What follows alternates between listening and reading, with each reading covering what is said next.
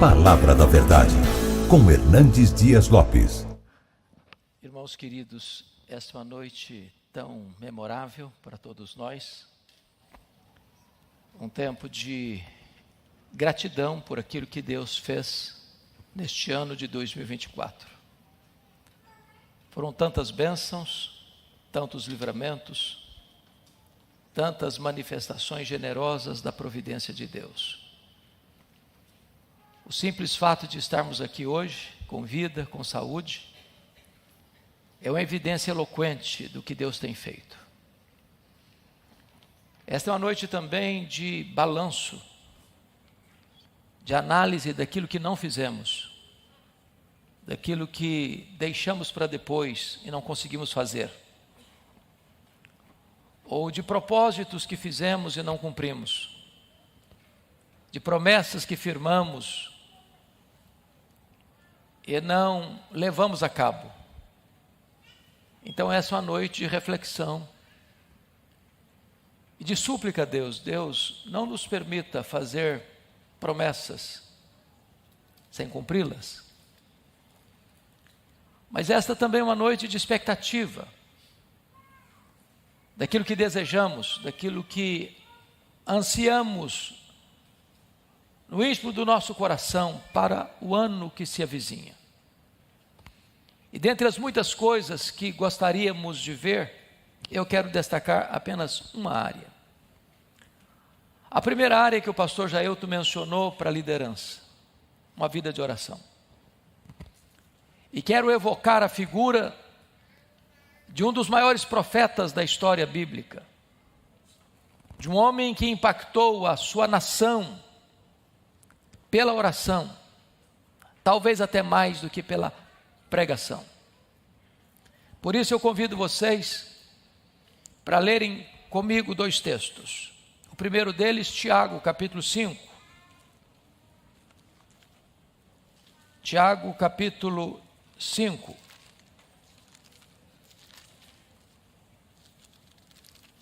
Versos 17 e 18. E esse texto diz assim: Elias era homem semelhante a nós, sujeito aos mesmos sentimentos, e orou com instância para que não chovesse sobre a terra, e por 3 anos e 6 meses não choveu.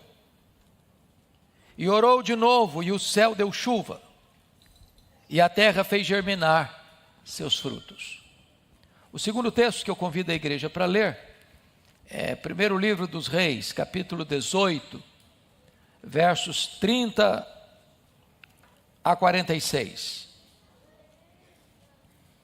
E eu passo a ler esse texto. 1 Reis 18, 30 a 46. Então Elias disse a todo o povo: chegai-vos a mim. E todo o povo se chegou a ele. Elias restaurou o altar do Senhor que estava em ruínas. Tomou 12 pedras, segundo o número das tribos dos filhos de Jacó, ao qual viera a palavra do Senhor, dizendo: Israel será o teu nome. Com aquelas pedras edificou o altar em nome do Senhor. Depois fez um rego em redor do altar, tão grande como para semear 2 medidas de sementes. Então armou a lenha, dividiu o novilho em pedaços, pô-lo sobre a lenha, e disse: enchei de água 4 cântaros e derramai-a sobre o holocausto e sobre a lenha. Disse ainda: fazei-o segunda vez, e o fizeram. Disse mais: fazei-o terceira vez, e o fizeram terceira vez. De maneira que a água corria ao redor do altar. Ele encheu também de água o rego. No devido tempo, para se apresentar a oferta de manjares, aproximou-se o profeta Elias e disse: ó Senhor, Deus de Abraão, de Isaque e de Israel, fique hoje sabido que tu és Deus em Israel, e que eu sou teu servo, e que segundo a tua palavra fiz todas essas coisas. Responde-me, Senhor, responde-me, para que este povo saiba que tu, Senhor, és Deus, e que a ti fizeste retroceder o coração deles.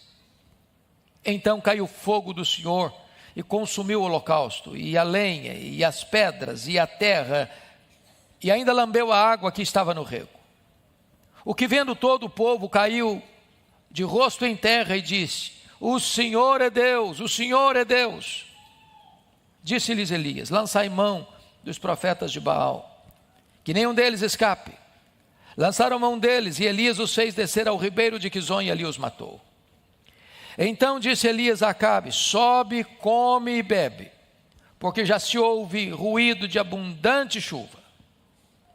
Subiu Acabe a comer e a beber. Elias, porém, subiu ao cume do Carmelo, e encurvado para a terra, meteu o rosto entre os joelhos, e disse ao seu moço: sobe e olha para a banda do mar. Ele subiu, olhou e disse: não há nada. Então lhe disse Elias: volta, e assim por 7 vezes. A 7ª vez disse: eis que se levanta do mar uma nuvem pequena, como a palma da mão do homem. Então disse ele: sobe e diz a Acabe: aparelha o teu carro e desce, para que a chuva não te detenha. Dentro em pouco os céus se enegreceram, com nuvens e vento, e caiu grande chuva. Acabe subiu ao carro e foi para Jezreel. A mão do Senhor veio sobre Elias, o qual cingiu os lombos e correu adiante de Acabe até a entrada de Jezreel. Meus amados, aqui está Tiago, no primeiro texto, irmão do Senhor Jesus. Este Tiago não é o Tiago apóstolo, porque este foi morto em Jerusalém, escrevendo sobre oração. E ele não encontra um exemplo mais eloquente, mais prático de oração do que o profeta Elias. E o que é curioso é que Elias pode ser considerado o grande profeta que foi levantado por Deus num tempo de grande crise nacional. E Elias foi o homem pregador que confronta o rei Acabe, que confronta a nação apóstata, que confronta os profetas de Baal. Um homem que tinha poder nas suas palavras, um trovão de Deus no seu tempo. Mas quando a Bíblia vai mencionar sobre este homem, retrata-o muito mais como um homem de oração do que como um pregador. E ele impacta a sua nação por meio da sua oração. E o que é curioso é que Tiago faz questão de relatar que Elias era um homem como você e eu. Não era um super-homem, não era um super-crente, não era um super-profeta. Era um homem comum, semelhante a nós. Mas ele orou para não chover, e durante 3 anos e meio não choveu. Ele volta a orar e Deus dá chuva sobre a terra. Ele ora e o menino ressuscita. Ele ora e o fogo cai do céu. Ele ora e as torrentes descem para regar a terra. Ele impacta o mundo com a sua oração. Talvez nós pudéssemos resumir a vida desse profeta em algumas telas. A primeira tela, Elias no palácio, confrontando o rei Acabe. A segunda tela, Elias no deserto, sendo treinado por Deus. A terceira tela, Elias em Sarepta, que pertence a Sidom, na fornalha de Deus. E talvez você pergunte, por que Deus mandou Elias para Sarepta em Sidom? Porque Sidom era a terra de Et-Baal.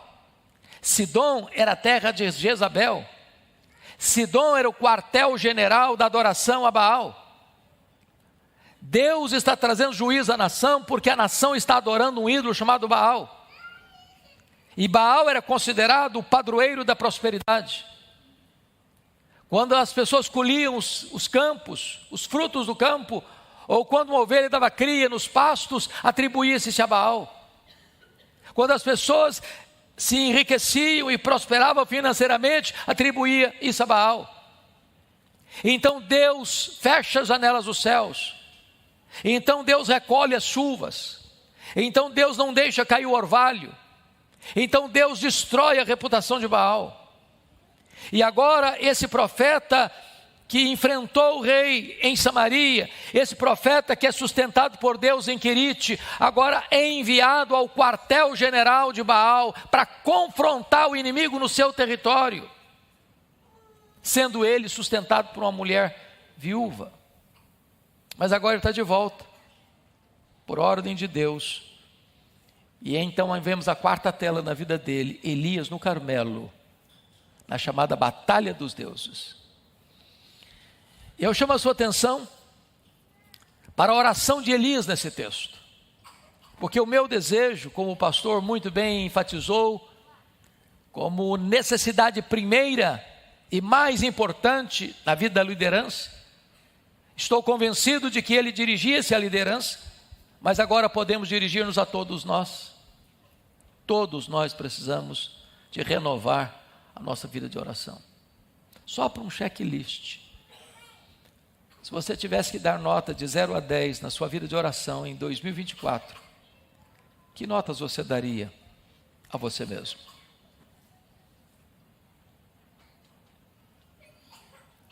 Que experiências você teve neste ano que se finda, de resposta de Deus, de você poder testemunhar, eu vi um milagre de Deus, da providência de Deus na minha vida, na minha família, na minha igreja, em resposta à minha oração. Qual o grau de compromisso que você, como crente em Cristo Jesus, demonstra com a sua vida de oração? E eu não tenho dúvidas de que a nossa vida, que a nossa família, que a nossa igreja experimentará algo extraordinário de Deus no próximo ano, se Deus inclinar e mover o nosso coração nesta noite, para nos comprometermos com a vida de oração. Então eu quero destacar nesta noite, algumas marcas e características da oração eficaz de Elias, conforme o texto lido em 1 Reis capítulo 18. Então, em primeiro lugar, a oração de Elias é uma oração eficaz, porque Elias orou sobre a promessa de Deus. Veja comigo o capítulo 18, verso 1, isso é magnífico, está escrito, muito tempo depois que ele saiu lá de Sarepta em Sidom, muito tempo depois veio a palavra do Senhor Elias ao 3º ano, dizendo, vai, apresenta-te a Acabe, porque darei chuva sobre a terra. Aqui algo me encanta, porque alguém poderia dizer, bom, se Deus disse, vai porque eu vou dar chuva, eu não preciso orar, porque Deus já prometeu. Deus é avalista da sua palavra, Deus é avalista das suas promessas. Se Ele prometeu que vai dar chuva, Ele vai dar chuva. E por que eu vou orar então? Então preste atenção nisso. Aqueles que conhecem a intimidade de Deus e aqueles que têm vitória na vida de oração sabem disso. Você só triunfa numa vida de oração se você ora em cima da promessa de Deus. Sabe por quê? Porque Deus vela pela sua palavra em a cumprir. Quando você conhece quais são as promessas de Deus, você ora com segurança, você ora com certeza, você tem convicção de que Deus vai fazer. E sabe por que Deus vai fazer? Porque Ele não deixa nenhuma das suas promessas cair por terra. Em todas as suas promessas nós temos o sim e nós temos o amém. De tal forma que Elias tem coragem de orar e ora agora com tamanha convicção, porque ele sabe que Deus prometeu que vai chover, e se Deus prometeu que vai chover, Deus age por intermédio da oração do seu povo. Deus poderia agir sem a nossa oração, Ele é Deus, Ele é soberano, mas quis Deus agir por meio da oração. Então a igreja há de conhecer as promessas de Deus e há de orar as promessas de Deus, e na medida que a igreja ora as promessas de Deus, as maravilhas de Deus vão acontecer, as maravilhas de Deus vão ocorrer, porque nenhuma das promessas de Deus pode cair por terra. A segunda marca da oração eficaz de Elias é que Elias orou com base num sacrifício pelo pecado. Olha comigo o verso 24. Preste atenção aí. 18, 24. Então invocai o nome do vosso Deus, e eu invocarei o nome do Senhor. E há de ser que o Deus que responder por fogo, esse é que é Deus. E todo o povo respondeu e disse: é boa esta palavra. Talvez você pergunte assim: eu não estou entendendo Elias, porque tem 3 anos e meio que não chove. O povo pode dizer: Elias, o problema aqui não é fogo, o que nós estamos precisando aqui é de água. Não estou te entendendo. Como é que você está pedindo fogo, se o povo está precisando de água? A grande questão, irmãos, é por que Elias está orando pedindo fogo. Se vocês notaram, é que antes da bênção chegar, que era a chuva, era preciso tratar do pecado. A nação estava longe de Deus, afastada de Deus. O altar do Senhor estava em ruínas. E então é preciso restaurar o altar do Senhor primeiro. Pedir chuva sem passar pelo fogo era botar o carro na frente dos bois. Era pedir avivamento sem que o pecado fosse tratado. Aqui é um holocausto, aqui é uma oferta pelo pecado, aqui é o sacrifício pelo pecado.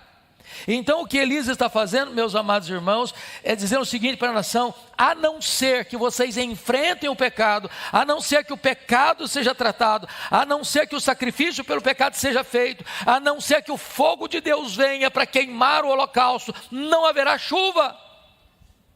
O que ele quer dizer com isso, irmão? Significa que se nós não enfrentarmos o nosso próprio pecado, se nós não acertarmos a nossa vida com Deus, se nós não colocarmos a nossa vida certa com Deus, as bênçãos de Deus serão retidas. A chuva não vem. Primeiro o altar, primeiro o holocausto, primeiro o fogo vem para queimar o holocausto, depois então é que se ora eficazmente pelas chuvas. Mas há uma terceira marca que eu quero destacar na oração de Elias, se nós queremos uma vida vitoriosa de oração. Em terceiro lugar, Elias orou ao Deus da aliança. Olha o verso 36 comigo. Veja como ele orou. No devido tempo, para se apresentar a oferta de manjares, aproximou-se o profeta Elias e disse: ó Senhor, Deus de Abraão, de Isaque e de Israel. Preste atenção nisso, Elias não orou em nome de Baal. E por que ele orou agora em nome do Deus de Abraão, de Isaque e de Israel? Porque apesar do pecado da nação, a nação ainda era o povo da aliança.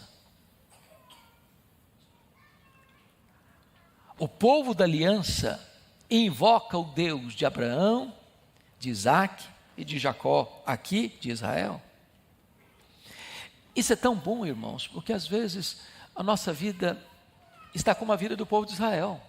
Nosso coração está meio dividido. Tem muita gente em cima do muro, não sabe se vai para lá, se vai para cá. Alguém que quer servir a Deus de um jeito que parece que agrada a Deus de um lado, desagrada a Deus do outro. Está cocheando entre 2 pensamentos. Mas eu quero dizer para você nesta noite que apesar das nossas mazelas, apesar das nossas fraquezas, apesar das nossas limitações, Deus ainda nos considera seu povo. Deus não desiste de você. Deus não abre mão da sua vida.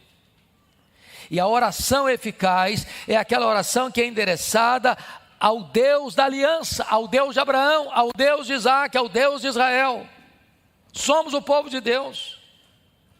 Embora Israel tivesse virado as costas para Deus, Deus ainda virava o rosto para Israel. E é por isso que ele ora ao Deus da aliança. Quarta marca da oração de Elias: oração eficaz. Elias orou para que a glória de Deus fosse manifesta. Por favor, veja o verso 36 comigo ainda. Olha como é que ele ora ao Deus de Abraão, ao Deus de Isaque, ao Deus de Israel. Ó Senhor Deus, fique hoje sabido que Tu és Deus em Israel. Preste atenção nisso. O que é que esse homem quer? Ele não está orando para que ele aparecesse. Ele está orando apenas para que o povo fosse abençoado. Ele não está orando por prosperidade da nação apenas, porque a seca havia destruído a economia da nação. O principal foco de Elias é a glória de Deus. Ele está reivindicando a glória de Deus.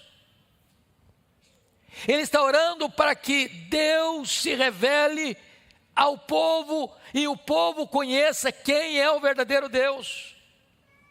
Então, qual é a principal motivação de um crente que ora? É que a glória de Deus seja estabelecida. É para que Deus seja conhecido. Vocês bem conhecem o nosso catecismo, e a pergunta: qual é o fim principal do homem? O fim principal do homem é glorificar a Deus e gozá-lo para sempre.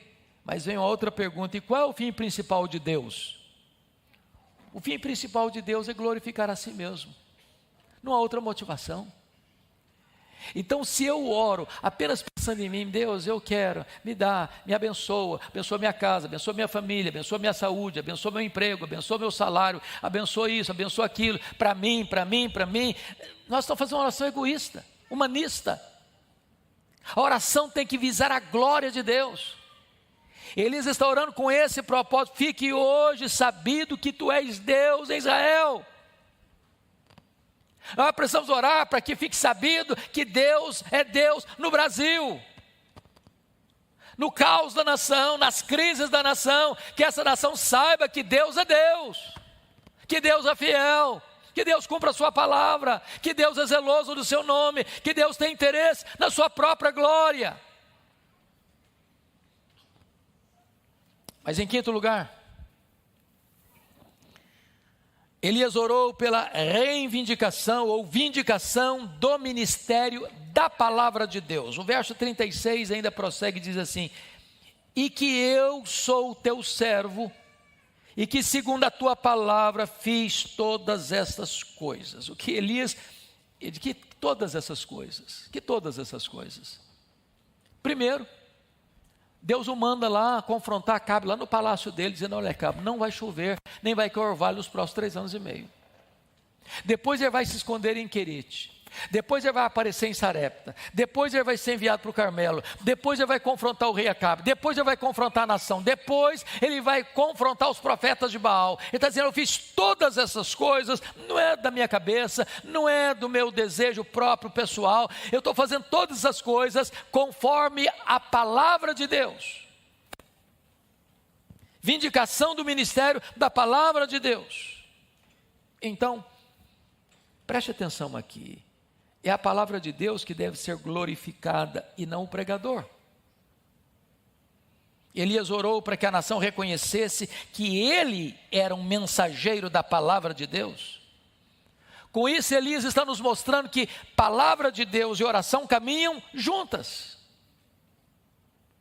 Convenhamos, às vezes nós somos conhecidos como igreja presbiteriana, como uma igreja que tem muito zelo, louvado seja Deus por isso, pela palavra de Deus. Mas a pergunta é: será que nós somos conhecidos como igreja presbiteriana, uma igreja da mesma maneira zelosa pela vida de oração? Será que nós temos o mesmo zelo que temos pela palavra, por uma vida de oração? E Elias está juntando essas duas coisas. Ele é governado pela palavra de Deus. A nação precisava saber que ele está fazendo tudo isso porque ele é um servo da palavra de Deus. Que ele faz isso não por iniciativa própria, mas ele está fazendo todas essas coisas conforme a orientação da palavra de Deus. Mas em sexto lugar, a oração eficaz de Elias, que muda a história da nação, é uma oração por conversões genuínas. Olha comigo o verso 37. Responde-me, Senhor, responde-me, para que este povo saiba que tu, Senhor, és Deus, e que a ti fizeste retroceder o coração deles. Meus amados irmãos, eu gostaria ardentemente, com todas as forças da minha alma, conclamar esta igreja, de nós orarmos nesta direção, para que Vitória saiba que Jesus é o Salvador, para que as pessoas que passam por essa avenida, pelas pessoas com quem você contacta no seu trabalho, na sua escola, na sua vizinhança, na sua parentela, saibam que o Senhor é Deus, para que haja conversões, para que haja mudança de vida. Note que o problema é que a nação está oscilando entre Yahvé e Baal. Ele está dizendo: meu Deus, converta essa gente, transforma o coração desse povo, muda a história desse povo, traz salvação, Senhor. Ele ora para que o povo saiba que só o Senhor é Deus. Em outras palavras, é uma oração evangelística, missionária, que não abre mão de ver salvação, transformação de vidas. 7º lugar, oração eficaz de Elias. Elias ora com humildade. Olha comigo o verso 42. Subiu Acabe a comer e a beber. Elias, porém, subiu ao cume do Carmelo e, encurvado para a terra, meteu o rosto entre os joelhos. Eu acho isso aqui, pastor Jailton, dá mais alta importância, porque Elias não sobe para o cume do Carmelo para orar por chuva, sem antes tirar o Baal do caminho. Em outras palavras, o que retinha as chuvas era Baal. Não adianta trocar Baal de lugar, não adianta mudar a roupagem de Baal, não adianta dar outros nomes a Baal. Enquanto o Baal não for tirado do caminho, as chuvas não descem.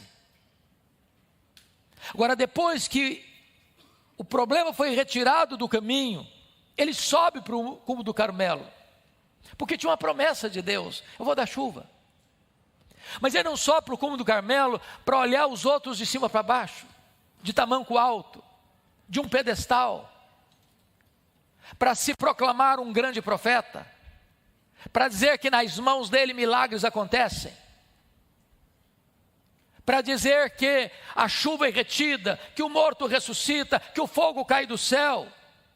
Não, ele sobe não para se autopromover, ele sobe para se humilhar, porque é impossível estar diante daquele que é o grande rei de toda a terra, de nariz empinado. Ninguém se apresenta diante de Deus, a não ser que o seu coração se dobre e se humilhe debaixo da poderosa mão de Deus. Só joelhos dobrados, humildemente, conseguem ver as grandes vitórias de Deus na vida de oração. 8º lugar, Elias orou com perseverança. Notem vocês que ele está orando no cume do Carmelo. Carmelo é uma cordilheira de montanhas. Ali perto do Carmelo está um mar Mediterrâneo. Tem 3 anos e meio que não chove, não cai uma gota d'água, nem mesmo orvalho. Mas Deus prometeu que vai dar chuva. E Elias ora com base na promessa de Deus.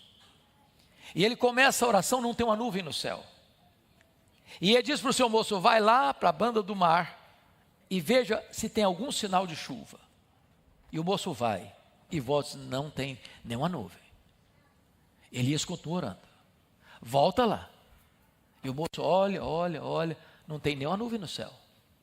Elias continua orando, volta outra vez, 3ª vez, não tem nenhuma nuvem no céu.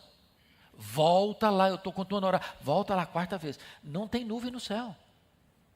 E ele continua orando, volta lá, 5ª vez, Elias, não tem nenhum sinal de chuva. Volta lá, 6ª vez, Deus não falou se você orar 7, vai chover não. Na 7ª vez, o homem volta dizendo: olha, tem uma nuvem, mas é nada, é o tamanho da palma de um homem. O que é o tamanho da palma de um homem? Bateu um ventozinho, ela vai embora. Agora preste atenção, ele ora com perseverança. Uma pequena nuvem, para quem crê, é um grande sinal. Me permita esta pergunta: o que você faz quando você ora por uma causa? Uma vez, 2 vezes, 3 vezes, 5 vezes, 6 vezes. Não, vou desistir, acho que Deus não quer mesmo não. Persevere. Deus podia ter respondido a primeira vez. Aliás, Deus tinha prometido que ia dar chuva. Quando Deus parece demorar, não é porque Ele está castigando você, não é porque Ele não está interessado no assunto, não é porque Ele não quer abençoar você, não é porque a mão dele está encolhida. Ele está trabalhando em você, para que você persevere, para que você veja que a promessa de Deus não vai cair por terra. A promessa não tornou a oração desnecessária, a promessa tornou a oração obrigatória. É porque Deus prometeu que Ele vai perseverar em oração. Eu não sei qual é a causa que você vai trazer diante de Deus em 2025, que você tem como prioridade ver na sua vida, no seu casamento, na sua família, na sua descendência, no seu trabalho, na sua vida espiritual. Mas em nome de Jesus, persevere, persevere, persevere. Seja um Elias dessa geração. Mas em último lugar, 9º e último lugar, Elias orou também com fé. Olha o verso 45, por favor. Está escrito assim: dentro em pouco, os céus se enegreceram com nuvens e vento, e caiu grande chuva. Louvado seja Deus. Os olhos humanos só viram uma pequena nuvem, mas os olhos da fé viram o cumprimento da promessa de Deus. Quando você crê, ainda que não tenha uma nuvem no céu, ele diz para Acabe: pode descer, porque já se escuta o ruído de grandes chuvas. Se você crê, você ouve. Se você crê, você vê. Se você crê, você tem a experiência da intervenção sobrenatural de Deus. É por isso que Tiago diz: ele orou para não chover e não choveu. Ele orou para chover e choveu. Agora, concluindo, talvez você diga: ah, pastor, mas Elias experimentou tudo isso porque ele era um profeta, o profeta Elias. Ele era o profeta Elias, o grande profeta. O homem que a Bíblia diz que João Batista veio do poder de Elias. O homem que foi um tipo de Jesus. Quando Jesus perguntou lá em Cesareia de Filipe: quem dizem os homens ser o filho do homem? Uns dizem que tu és Elias, uns dizem que tu és João Batista, outros dizem que tu és Elias, outros dizem que tu és Jeremias. Ah, mas ele era o profeta Elias. Mas quando Tiago vai querer trazer-nos a lição de que ele era um homem que Deus fazia milagres através da vida dele para impactar uma nação, o que Tiago chama atenção: Elias era um homem semelhante a nós, tão frágil quanto nós, tão limitado quanto nós, mas um homem que orou, e a oração dele impactou a nação. Um profeta que é mais conhecido na história como um homem de oração do que como um pregador. Eu gostaria muito que você hoje, neste ano que se aproxima, renovasse o seu compromisso com Deus, de ser um homem de oração, uma mulher de oração. Talvez você tenha causas impossíveis na sua vida. Talvez você tenha causas impossíveis na sua família. Talvez você tenha alvos que humanamente não seriam possíveis serem atingidos. Mas Deus pode fazer infinitamente mais através da oração. Porque tudo quanto Deus pode fazer, Deus o faz através da oração do seu povo. Curva a sua fronte. Vamos orar.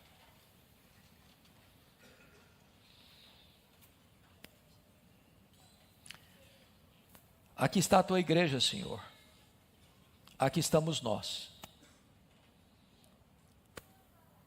Estamos aqui hoje com um senso de gratidão. Gratidão por aquilo que já fizeste em nossa vida, até mesmo através da nossa vida até aqui. Mas estamos às portas de um novo ano, com novos desafios. E o que nós te pedimos agora é que tu renoves no nosso coração aquela confiança plena de que tu és o Deus que ouve, o Deus que vê, o Deus que age, o Deus que intervém. Tu sabes, Deus, como está a nossa vida, tu sabes como está a nossa casa, tu sabes como está a nossa família. Tu sabes que alguns nós, que nós não conseguimos desatar com a nossa própria inteligência ou sabedoria. Então, Deus, nós estamos aqui hoje clamando a Ti, para que Tu levantes um exército de intercessores, de homens e mulheres, de jovens, adolescentes, de crianças e velhos, gente comprometida contigo com a vida de oração.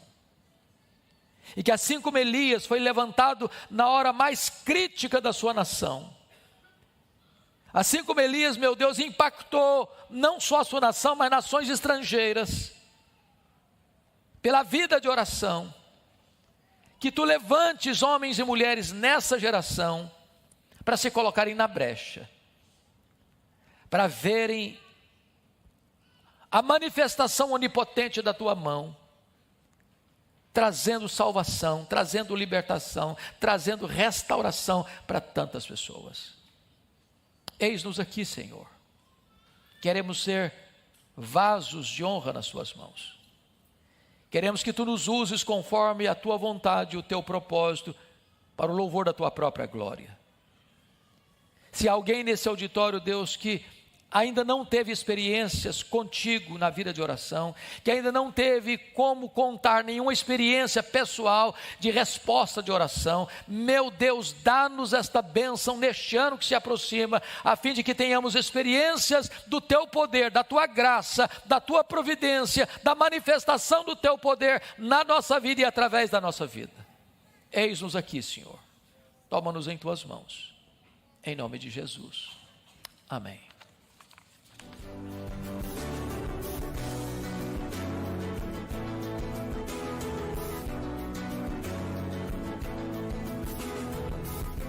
Palavra da Verdade, com Hernandes Dias Lopes.